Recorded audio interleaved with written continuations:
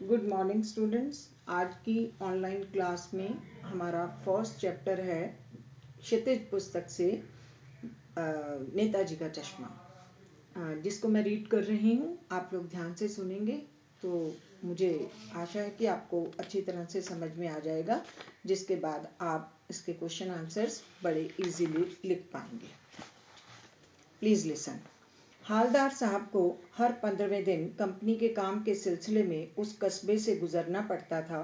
कस्बा बहुत बड़ा नहीं था जिसे पक्का मकान कहा जा सके, वैसे कुछ ही मकान, और जिसे बाजार कहा जा सके वैसा एक ही बाजार था।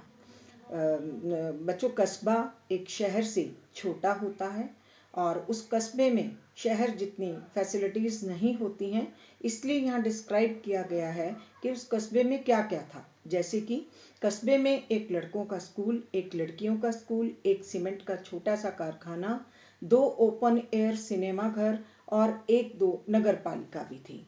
नगर पालिका थी तो कुछ ना कुछ करती भी रहती थी। कभी कोई सड़क पक्की करवा दी, कभी कुछ पेशाब घर बनवा दिए, कभी कबूतरों की छतरी बनवा दी, तो कभी कभी सम्मेलन करवा दिया। अब देखिए यहाँ पर एक आया है कि 2 ओपन एयर सिनेमा घर थे। ओपन एयर सिनेमा घर किसको कहते हैं? जैसे हमारे कमेटी चौक पे ऊधम सिंह का किला जो बना हुआ है, इस टाइप का होता है कि ये ओपन होता है। तो इस तरह के ओपन एयर सिनेमा घर जो थे वो नगर पालिका वो उस कस्बे में थे। इसी नगर पालिका के किसी उत्साही बोर्ड या प्रशासनिक अधिकारी ने एक बार शहर के मुख्य बाजार के मुख्य चौराहे पर नेताजी सुभाष चंद्र बोस की एक संगमरमर की प्रतिमा लगवा दी। प्रतिमा मीन्स मूर्ति। यह कहानी उसी प्रतिमा के बारे में है, उसी मूर्ति के बारे में है, बल्कि उसके भी एक छोटे से हिस्से के बारे में है।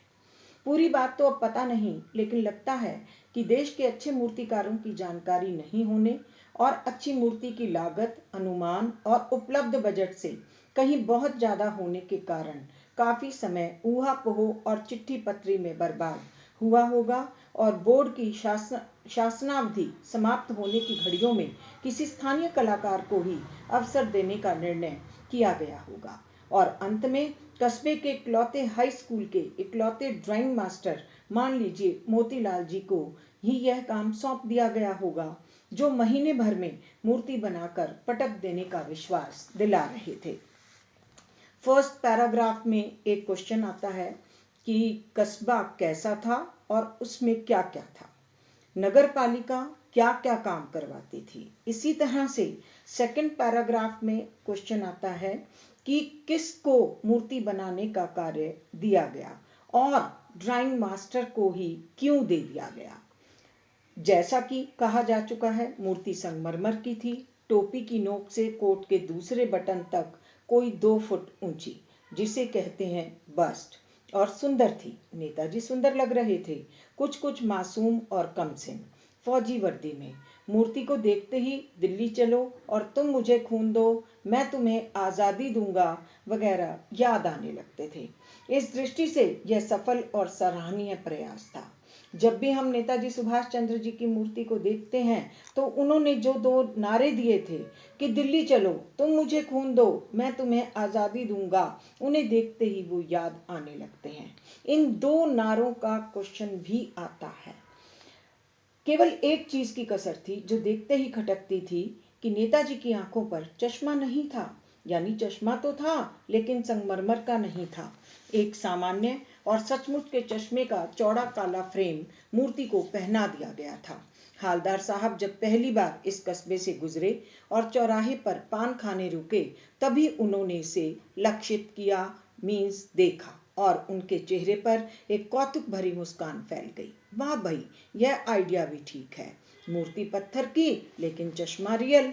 जीप कस्बा छोड़कर आगे बढ़ गई। तब भी हालदार साहब इस मूर्ति के बारे में ही सोचते रहे और अंत में इस निष्कर्ष पर पहुंचे कि कुल मिलाकर कस्बे के नागरिकों का यह प्रयास सराहनीय ही कहा जाना चाहिए। महत्व मूर्ति के रंग रूप या कद का नहीं है, उस भावना का है, वरना तो देशभक्ति भी आजकल मजाक की चीज होती जा रही है। यहाँ यह बताया गया है कि महत्व मूर्ति के रंग रूप का और कद का नहीं है, महत्व तो उस चीज का है कि जो देशभक्ति के कारण उस बिना चश्मे की मूर्ति पर चश्मा लगा रहा है। दूसरी बार जब हालदार साहब उधर से गुजरे तो उन्हें मूर्ति में कुछ अंतर दिखाई दिया। ध्यान से देखा तो पाया कि चश्मा दूसरा है। पहले मोटे फ्रेम वाला चौकोर चश्मा था, अब तार के फ्रेम वाला गोल चश्मा है। हालदार साहब का कौतुक और बढ़ा। कौतुक मीन्स उत्सुकता, उनकी जिज्ञासा और बढ़ी। वाह भाई, क्या आइडिया है। मूर्ति कपड़े नहीं बदल सकती, लेकिन चश्मा तो बदल ही सकती है। हालदार साहब बार बार नेताजी की मूर्ति के चश्मे को बदला हुआ देखकर हैरान होते थे। जब भी वहां से निकलते थे तो उन्होंने वहां रुकना होता था और बार बार वह चश्मे को देखना चाहते थे कि आज कौन सा चश्मा मिलेगा। तीसरी बार फिर नया चश्मा था। हालदार साहब को आदत पड़ गई हर बार कस्बे से गुजरते समय चौराहे पर रुकना, पान खाना और मूर्ति को ध्यान से देखना। एक बार जब कौतूहल दुर्दमनीय हो उठा तो पान वाले से ही पूछ लिया, क्यों भाई, क्या बात है, यह तुम्हारे नेताजी का चश्मा हर बार बदल कैसे जाता है। पान वाले के खुद के मुंह में पान ठुसा हुआ था, मीन्स उसके मुंह में पान था। वह एक काला, मोटा और खुश मिजाज आदमी था। हालदार साहब का प्रश्न सुनकर वह आंखों ही आंखों में हंसा। उसकी तोंद थिरकी। पीछे घूमकर उसने दुकान के नीचे पान थूका और अपनी लाल काली बतीसी दिखाकर बोला, कैप्टन चश्मे वाला करता है। क्या करता है? हालदार साहब कुछ समझ नहीं पाए। चश्मा चेंज कर देता है, पान वाले ने समझाया। क्या मतलब, क्यों चेंज कर देता है? हालदार साहब अब भी नहीं समझ पाए। कोई गिराक आ गया समझो। यहाँ गिराक का मतलब है ग्राहक। उसको चौड़े चौखट चाहिए, यानी कि उसको चौड़े फ्रेम वाला चश्मा चाहिए। तो कैप्टन किधर से लाएगा? किधर, किधर है ये वर्ड, और क्योंकि ये देसी शब्द के हिसाब से बोला गया इसलिए किधर है, तो उसको मूर्ति वाला दे दिया, उधर दूसरा बिठा दिया। अब हालदार साहब को बात कुछ कुछ समझ में आई कि एक चश्मे वाला है जिसका नाम कैप्टन है, उसे नेताजी की बगैर चश्मे वाली मूर्ति बुरी लगती है, बल्कि आहत करती है, उसे चोट पहुंचाती है, मानो चश्मे के बगैर नेताजी को असुविधा हो रही हो। इसलिए वह अपनी छोटी सी दुकान में उपलब्ध गिने चुने फ्रेमों में से एक नेताजी की मूर्ति पर फिट कर देता है। लेकिन जब कोई ग्राहक आता है और उसे वैसे ही फ्रेम की दरकार होती है, मीन्स कि वैसे ही फ्रेम का चश्मा चाहिए होता है, तो जैसा मूर्ति पर लगा है, तो कैप्टन चश्मे वाला मूर्ति पर लगा फ्रेम संभवतः नेताजी से क्षमा मांगते हुए लाकर ग्राहक को दे देता है और बाद में नेताजी को दूसरा फ्रेम लौटा देता है, यानी कि नेताजी की मूर्ति पर दूसरा फ्रेम का चश्मा लगा देता है। वाह भाई, खूब, क्या आइडिया है।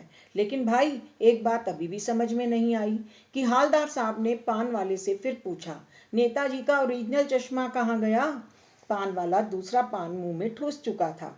दोपहर का समय था, दुकान पर भीड़ भाड़ अधिक नहीं थी।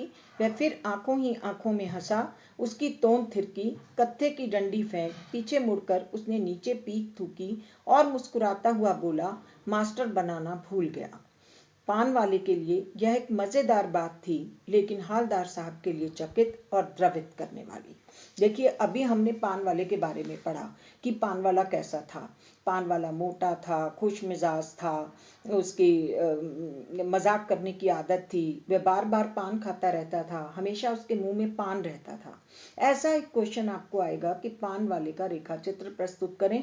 उसमें हमें बताना होगा कि पान वाला कैसा था, जिसमें सभी चीजें आएंगी। पान वाले के लिए यह एक मजेदार बात थी, लेकिन हालदार साहब के लिए चकित और द्रवित करने वाली, यानी वह ठीक ही सोच रहे थे।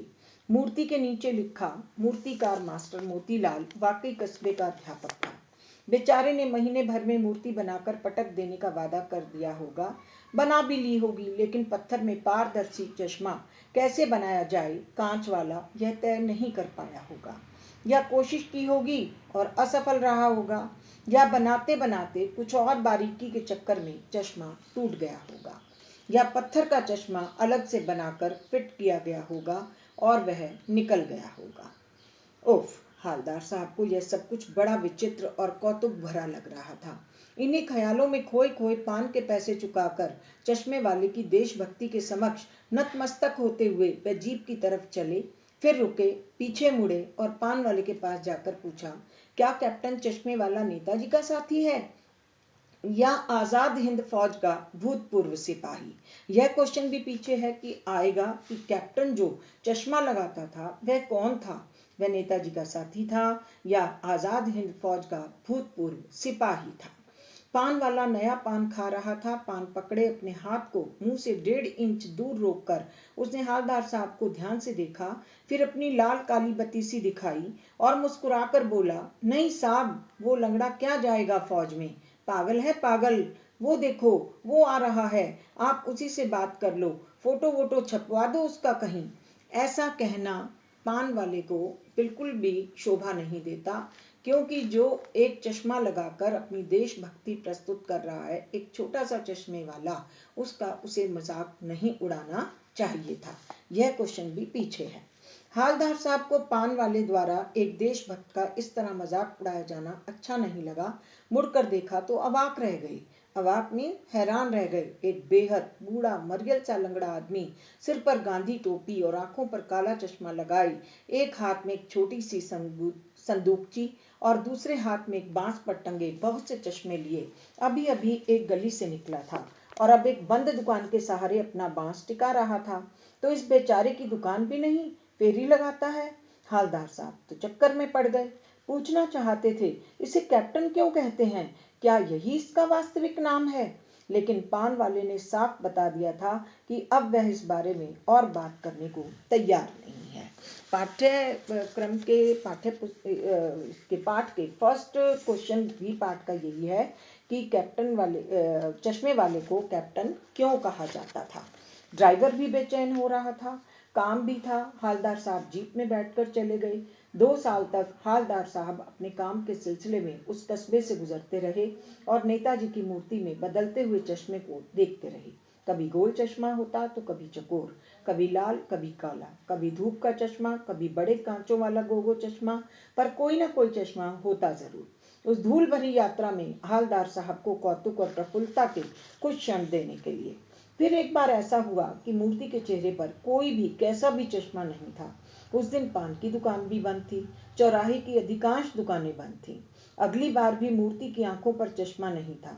हवलदार साहब ने पान खाया और धीरे से पान वाले से पूछा, क्यों भाई, क्या बात है, आज तुम्हारे नेताजी की आंखों पर चश्मा नहीं है?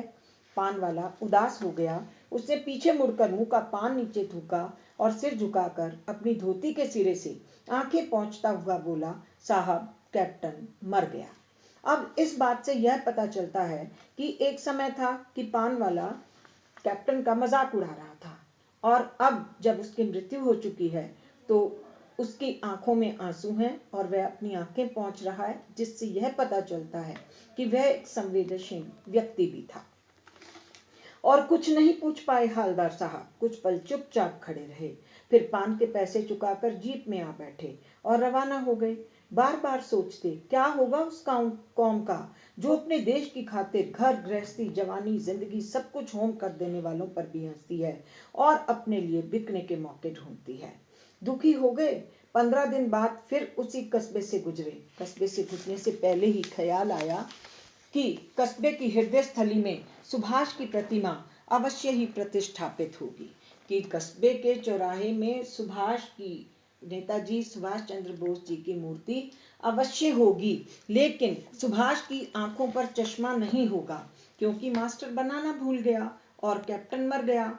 सोचा, आज वहां रुकेंगे नहीं, पान भी नहीं खाएंगे, मूर्ति की तरफ देखेंगे भी नहीं, सीधे निकल जाएंगे। ड्राइवर से कह दिया, चौराहे पर रुकना नहीं, आज बहुत काम है, पान आगे कहीं खा लेंगे।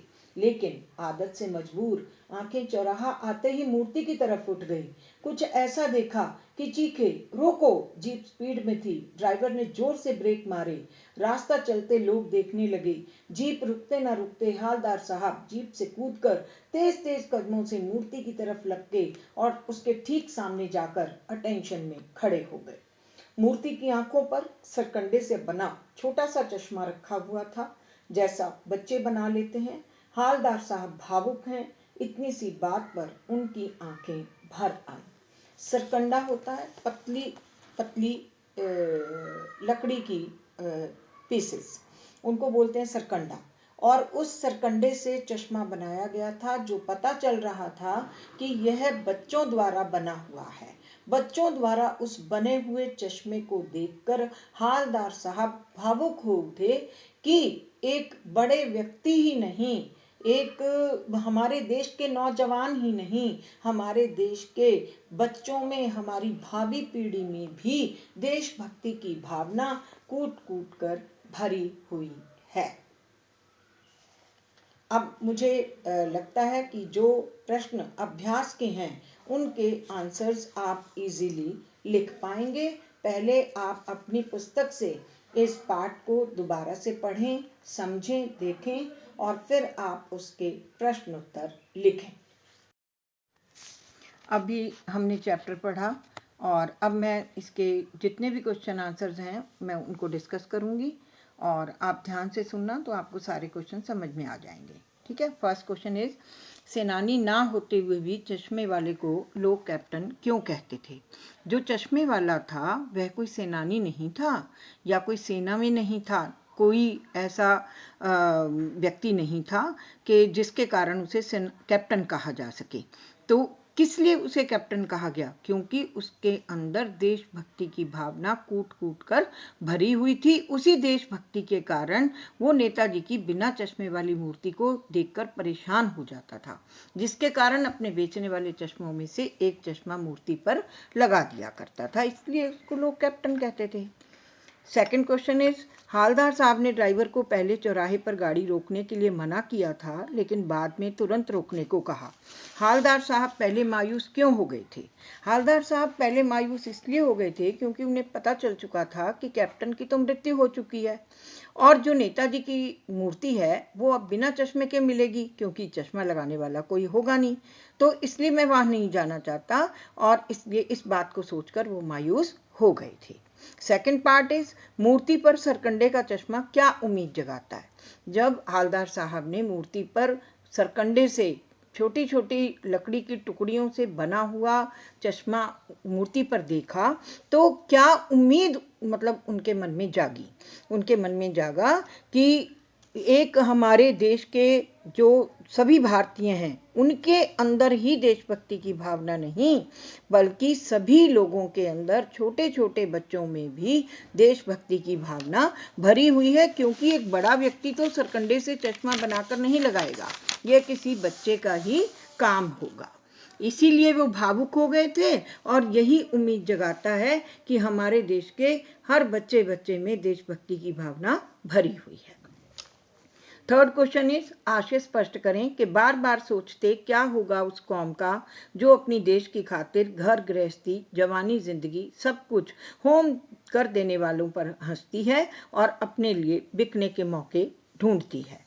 इसको ध्यान से सुनेंगे कि इसमें क्या है कि बार बार सोचते क्या होगा उस कौम का, उस जाति का जो अपने देश की खातिर अपनी घर गृहस्थी, जवानी, जिंदगी सब कुछ होम कर देती है, यानी कि नेताजी सुभाष चंद्र बोस, जिन्होंने इस देश के लिए अपना सब कुछ न्यौछावर कर दिया था। लेकिन जो चश्मे वाला था वह मूर्ति पर चश्मा लगाता है और लोग उसकी हंसी उड़ाते हैं और अपने लिए बिकने के मौके ढूंढते हैं। ऐसी कौम, ऐसी जाति जो ऐसे लोगों पर हंसती है, इससे देश का भविष्य अच्छा नहीं होता। वे लोग अपनी ही प्रसिद्धि में लगे रहते हैं, वे देश के बारे में नहीं सोचते। फोर्थ क्वेश्चन इज, पान वाले का रेखा चित्र प्रस्तुत कीजिए, यानी पान वाले के बारे में बताना है। मैंने पहले भी बताया था चैप्टर को पढ़ते समय कि पान वाला कैसा लगता था, उसकी जो व्यक्तित्व है वो कैसा था, कि वो मोटा व्यक्ति था, उसके दांत जो हैं पान खाने के कारण काले, पीले और लाल नजर आते थे। वह मोटा था, उसकी जब वह बात करता था तो उसकी टोन थिरकती थी। वह हंसमुख व्यक्ति था, उसकी बोली में हंसी नजर आती थी, हर समय उसके मुंह में पान रहता था। ठीक है, ये सारी बातें जो हैं ये पान वाले के रेखा चित्र में आएंगी। और लास्ट में हम एक चीज और भी बताएंगे कि वह एक संवेदनशील व्यक्ति भी था, क्योंकि जब उसे पता चलता है कि उसकी सेनानी की, चश्मे वाले की मृत्यु हो गई है तो वह रोने लगता है। जब वह रोता है तो इस बात से यह पता चलता है कि वह एक हंसमुखी नहीं, वह एक संवेदनशील व्यक्ति भी था। नेक्स्ट क्वेश्चन इज, वो लंगड़ा क्या जाएगा फौज में, पागल है पागल। कैप्टन के प्रति पान वाले की इस टिप्पणी पर अपनी प्रतिक्रिया लिखें। जब पान वाले ने हवलदार साहब को ये बताया कि वो लंगड़ा क्या जाएगा फौज में, पागल है पागल, तो इस पर हमारी प्रतिक्रिया यह हुई, हम यह सोचते हैं कि पान वाले के पार्ट पर ऐसा कहना बिल्कुल भी अच्छा नहीं है, क्योंकि जो व्यक्ति अपनी देशभक्ति प्रकट कर रहा है उसके लिए इस तरह का मजाक उड़ाना बिल्कुल भी अच्छा नहीं है। क्वेश्चन नंबर 6 के निम्नलिखित वाक्य पात्रों की कौन सी विशेषता की ओर संकेत करती है। फर्स्ट पार्ट, हवलदार साहब हमेशा चौराहे पर रुकते और नेताजी की मूर्ति को निहारते। यह जो पंक्ति है यह उनकी किस विशेषता को उजागर करती है। वह उनकी इस विशेषता को बताती है कि वे एक सच्चे देशभक्त थे और अपने महापुरुषों का सम्मान किया करते थे, इसीलिए वो चौराहे पर रुकते और नेताजी की मूर्ति को निहारते थे। इसी का सेकंड पार्ट है, पान वाला उदास हो गया, उसने पीछे मुड़कर मुंह का पान नीचे थूका और सिर झुकाकर अपनी धोती के सिरे से आंखें पोंछता हुआ बोला, साहब कैप्टन मर गया। ये बात मैंने आपको पहले भी बताई कि इस बात से उसके संवेदनशील होने का पता चलता है। कैप्टन बार बार मूर्ति पर चश्मा लगा देता था। नेताजी की मूर्ति बिना चश्मे की थी और उसको वह मूर्ति बिना चश्मे की अच्छी नहीं लगती थी, और कैप्टन जो चश्मे वाला था वह बार बार मूर्ति पर चश्मा लगाता था। इससे भी उसकी देशभक्ति का परिचय होता है, देशभक्ति का परिचय मिलता है।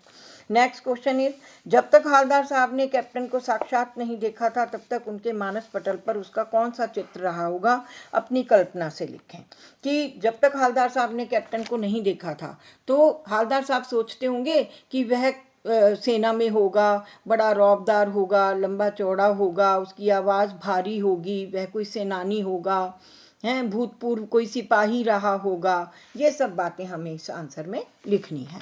नेक्स्ट क्वेश्चन इज, कस्बों, शहरों, महानगरों के चौराहों पर किसी न किसी क्षेत्र के प्रसिद्ध व्यक्ति की मूर्ति लगाने का प्रचलन सा हो गया है, तो इस तरह की मूर्ति लगाने के क्या उद्देश्य हो सकते हैं।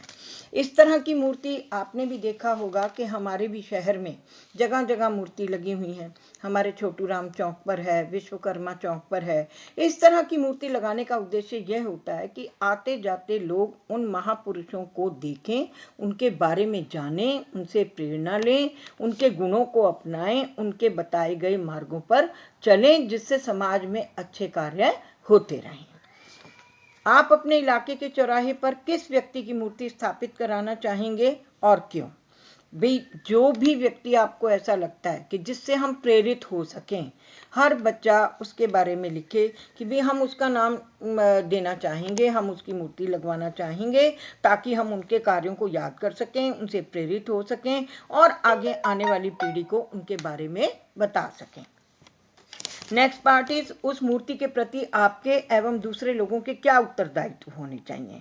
इन मूर्तियों के प्रति हमारा और समाज का यह कर्तव्य बनता है कि हम उन मूर्तियों की देखभाल करते रहें। वे कहीं से खराब हो गई हैं तो उन्हें ठीक करवाएं, उन पर रंग रोगन करवाएं, उनके जन्मदिन वहां मनाएं, जिससे लोगों को उनके बारे में पता चलता रहे। एक रचना और अभिव्यक्ति से क्वेश्चन है कि सीमा पर तैनात फौजी ही देश प्रेम का परिचय नहीं देते। हम सभी अपने दैनिक कार्यों में किसी न किसी रूप में देश प्रेम प्रकट करते हैं, जैसे सार्वजनिक संपत्ति को नुकसान न पहुंचाना, पर्यावरण संरक्षण आदि। अपने जीवन जगत से जुड़े ऐसे और कार्यों का उल्लेख कीजिए और उन पर अमल भी कीजिए। देखिए, अब ऐसे बहुत सारे काम हैं कि जो फौजी सीमा पर तैनात हैं, एक देश प्रेमी वही नहीं है, वही युद्ध में भाग लेकर देश प्रेम का परिचय नहीं देते, बल्कि कुछ कार्य ऐसे भी हैं जो कार्य हम करके, उन कार्यों को करके हम देश प्रेम को प्रकट करते हैं। जैसे नंबर 1, बहते हुए पानी को बंद करना। नंबर 2, इधर उधर गंदगी ना फैलाना, बिजली का फिजूल खर्च ना करना, जल का फिजूल खर्च ना करना, प्लास्टिक की थैलियों का प्रयोग ना करना, सार्वजनिक बसों और रेल की सुविधाओं के सही उपयोग करना, संतों, महापुरुषों, माता पिता व बड़ों का सम्मान करना, वन्य जीवों को नुकसान ना पहुंचाना, पेड़ पौधों को अधिक से अधिक लगाना, उन्हें काटते हुए रोकना, लड़का लड़की को एक समान समझना, बाल श्रम ना करवाना, भ्रूण हत्याओं को रोकने में सहायता करना। और जैसा कि अब आप जानते हैं कि जो महामारी कोरोना आई है उसमें एक व्यक्ति तो देश प्रेम नहीं कर रहा, वो तो काम करके देश प्रेम का परिचय नहीं दे रहा, बल्कि हमारे देश का, भारत देश का हर एक भारतवासी इसमें भाग ले रहा है और देश प्रेम का परिचय दे रहा है। इस तरह से हमने कुछ ऐसे उदाहरण लिखकर इस आंसर को लिखना है। देखिए, जो एग्जाम में हमारे पास क्वेश्चंस आते हैं उसमें से एक पैराग्राफ आपको इस चैप्टर से आएगा और 3 क्वेश्चन उस पैराग्राफ से संबंधित आएंगे। जब आप चैप्टर पढ़ेंगे और आपको अच्छे से समझ में आएगा तो उन तीनों क्वेश्चन का आंसर आप बड़े आराम से लिख लेंगे। दूसरी बात, इसके जो प्रश्न अभ्यास के क्वेश्चन हैं वो सब 2-2 नंबर के आते हैं। 2 नंबर के क्वेश्चन में यू हैव टू राइट 3 और 4 सेंटेंसेस। और जितने ये जो अब लास्ट वाला जो आंसर मैंने पढ़ा, इसमें जितने भी मैंने एग्जाम्पल्स दिए, उन सब एग्जाम्पल्स को जब आप याद करेंगे और जब आप लिखने लगेंगे, हो सकता है उसमें से आपको 2 या 4 पॉइंट याद रह जाएं, तो इतने सारे पॉइंट्स को लिखने का कोई हर्ज भी नहीं होगा। अब मैं ये सारे जितने भी आंसर्स हैं ये सब आप लोगों को भेज रही हूँ। ये सब आपने अपनी नोटबुक में नोट करने हैं और लर्न करने हैं।